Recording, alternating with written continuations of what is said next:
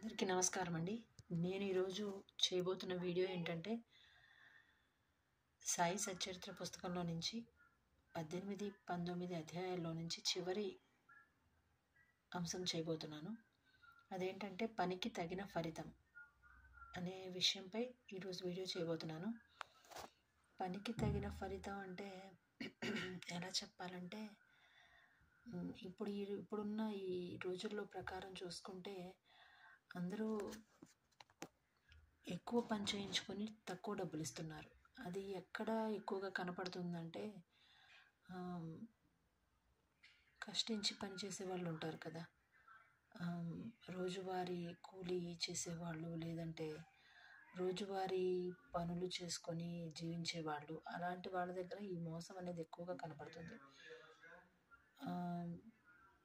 Software jobs ఇట్లా చేసే వాళ్ళ దగ్గర అలాంటిది మేబీ ఉండకపోవచ్చు, కానీ రోజువారీ పనులు చేసుకుని జీవించే వాళ్ళది విషయంలో ఈ యొక్క మోసం అనేది ఎక్కువగా కనపడుతుంది. ఇకపోతే వీడియోలోకి వెళ్ళిపోతే ఏంటంటే, బాబా గారు ఈ విషయమై ఒక వ్యక్తికి న్యాయంగా తీసుకొచ్చిన పనికి తగిన కూలీ ఇస్తారనమాట. అదే ఈ వీడియోలోని విషయం. రాధాకృష్ణమ్మాయి అనే ఒక భక్తురాలికి మలేరియా జ్వరంతో ఆవిడ బాధపడుతూ ఉంటుంది.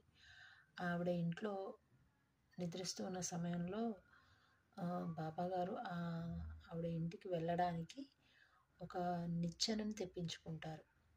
ఆ నిచ్చెన తెచ్చిన వ్యక్తికి వెంటనే 2 రూపాయలని కూలీగా ఇస్తారనమాట, వేతనంగా ఇస్తారనమాట. కూలీ అన్నానని ఏమనుకోకండి, వాడుకలో వచ్చేసింది వేతనంగా ఇస్తారనమాట. అలా ఇచ్చినప్పుడు ఒక భక్తుడు చూసి నిచ్చెన తెచ్చినంత మాత్రం చేతనే 2 రూపాయలు ఇవ్వాల్సిన పని ఏంటి అని అడుగుతాడు.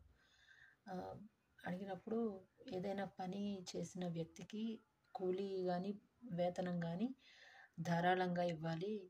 అలా ఇచ్చినప్పుడు మాత్రమే వాళ్ళు మనసు సంతృప్తి చెంది ఇంకొంచెం పని చేయడానికి ఇష్టపడతారు, లేదంటే మరోసారి మనం అడిగిన పని చెయ్యరు అని జవాబిస్తారనమాట. అయితే ఆ తెచ్చిన నిచ్చెనని ఉపయోగించుకుని వామన గోండ్కర్ అనే ఒక అతను ఉంటాడు. అతని ఇంటి పైకప్పు మీద నుంచి ఈ రాధాకృష్ణమ్మాయి, ఆవిడ మలేరియాతో బాధపడే ఆవిడ భక్తురాలి ఇంటికి ఇంకొక పక్కకి దిగి ఆవిడ్ని చూసి వస్తారనమాట. అసలు ఈ విషయం అంతా దేనికి అంటే, సీదా కూడా వెళ్ళిపోవచ్చు కదా, నిచ్చెనే ఎందుకు